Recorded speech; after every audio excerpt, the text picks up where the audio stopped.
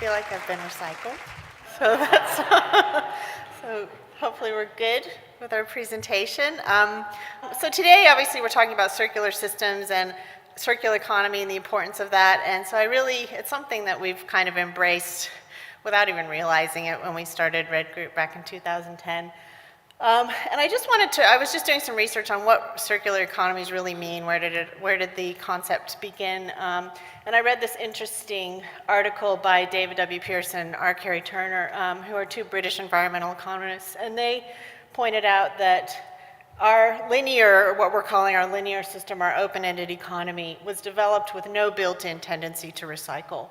And that's reflected by treating the environment as a waste reservoir. And we've said so many times already today, and it's so important that we really need to change that thinking. So RedCycle is just one very small example of a working model where we are trying to change that thinking.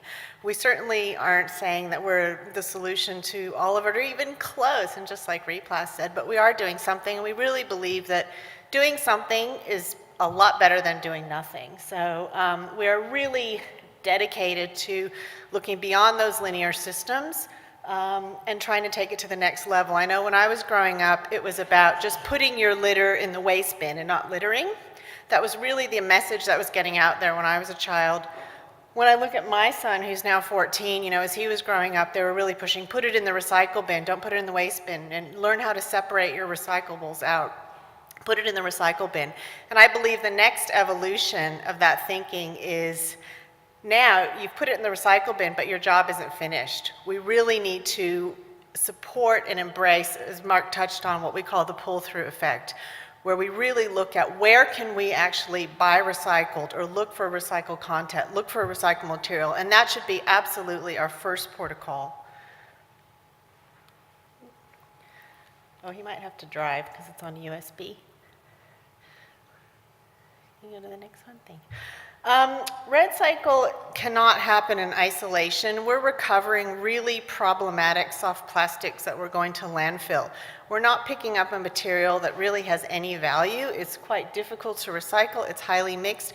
But the reason why our focus is post-consumer soft plastics is, as I said, I really started this program because I said, why is my plastic bottle picked up at curbside and recycled, and my frozen peas packet, which is a plastic, is not, even though it's in a different form? And I didn't really know, and so it led me in years of research and ultimately a partnership with Replas.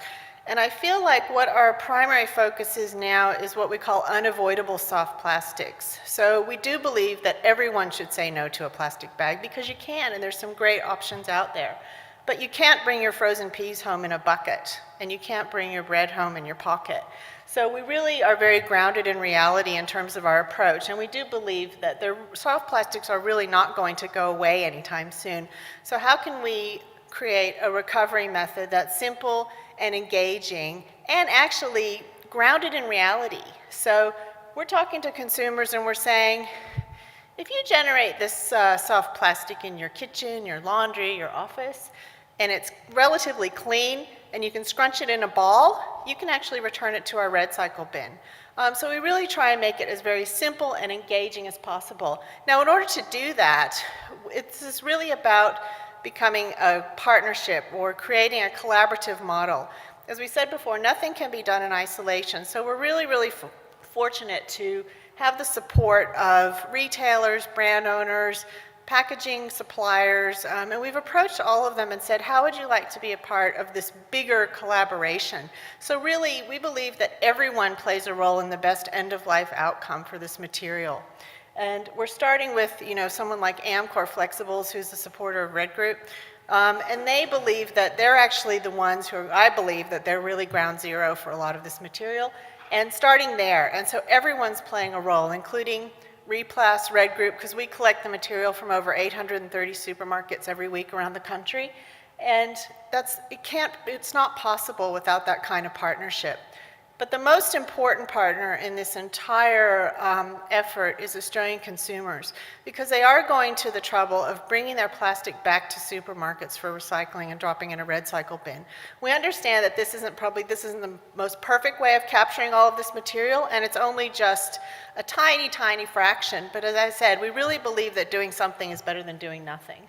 So currently, we've got 830 red cycle drop-off bins around Australia, and this is starting from about 3 in Victoria in 2010, so we're pretty proud of that number. We've got over 300 drop-off bins around New Zealand.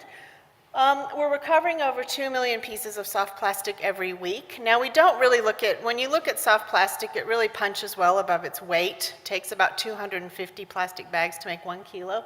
So we like to look at sort of units in terms of millions, and we're pretty proud of that number. We've actually recovered enough material and diverted it from landfill to Circle Australia more than 2 times if we lined it up end to end, which we never would, because of course it would blow away and make a big mess. This is really, as I said, a successful product stewardship model where everyone has come together to create the best end-of-life outcome for this material. And that includes supermarkets, as I said, retailers, brand owners, industry groups, government, most importantly, Australian consumers. Now over 75% of the Australian population has access to a red cycle bin, so we're really excited about that. And the best part is that the material is actually used for, as a raw material for all kinds of fantastic products by our partners at Replas, who you just heard Mark speak. And as I said, we really are focused on unavoidable soft plastics, so we wanted to be able to accept quite a diverse range of soft plastics. So these are things that you would find in your house, kitchens, as I said, laundries, offices around the country every day. So we're primarily working in partnership with Coles and Woolworths. Those are 2 examples of our red cycle bins. Now, one of the reasons people often ask us, why do you only work with Coles and Woolworths? Now, we probably get between sort of 20 and 30 requests every single day from businesses, in all different sectors, councils, schools, universities saying, can we please have your service? And again, this goes back to the linear system. We've had to really employ what we call our tough love approach, and we refuse to work with any clients unless they commit to buying back a dollar amount of Replas product. Simple. So we only will work with a client if they're willing to support the pull-through effect, and we've had to get really tough about this because we are not going to enable any more companies, schools, universities, councils, big generators of this material, we're not going to enable them to think that just saying you've recycled it is okay anymore. This linear system needs to go, and so we're really trying to put it into practice by saying, actually, no, unless you're willing to buy X number of thousands of dollars, however big, we're looking at in terms of volume, directly tied to volume, we can anticipate collecting. Unless you're willing to buy it back in the form of Replas product, I'm sorry, but we can't work with you. Good example is the MCG. We recently took on the MCG as a client. Now, living in Melbourne, you actually don't say no to the MCG.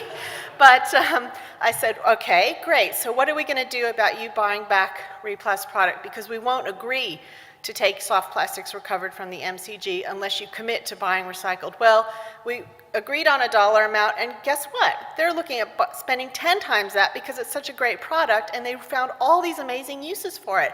So once they got into the mindset of thinking recycled, it just went crazy. They're like, oh, we can use your bollards in Yarra Park, we can use your benches, we can use all of these products that we didn't even realize. So it's just a fantastic result. Next. So I'd like to say is, oh, thanks. This is a working stewardship model where, as I said, everyone is playing a role in the best end-of-life outcome. This is an example of a circular model. As I said, it's very small. We're not saying that, we're not after, as I said, we're never after world domination. Just too busy to do that. And I like to have some sleep, so. But this is just an example of creating a small program that's actually become an important program and really looking at how can we all play a role in the best end-of-life outcome for a really problematic material. Just to give you an example, the photo at the bottom left is an example of a recycled plastic trolley bay at a Coles store in Melbourne in Lynbrook.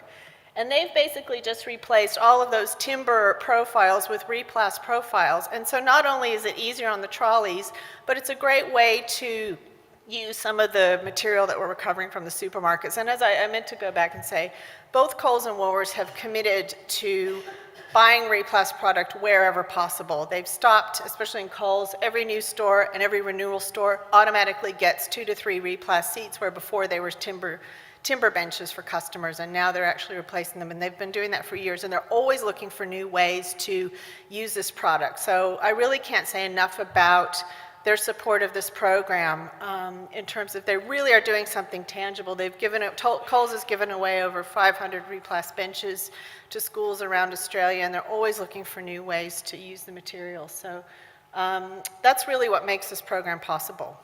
So we're an example, and I wanted to just touch on this. We're trying to really follow a nonlinear approach, as I said, and we're talking about optimizing the system. That's our focus, rather than the component. As I said, we're very grounded in reality. We know that the plastic that we recover is going to be very mixed because we're dealing with busy householders who want to do the right thing, but they probably aren't willing to go a whole lot further than collecting up their plastic and dropping it in the red cycle bin, which is great. So our focus is optimizing the system. And other people are working on, that we've heard today, are optimizing the component, which is also really important. Ours is this. So that's it. Thanks, everyone.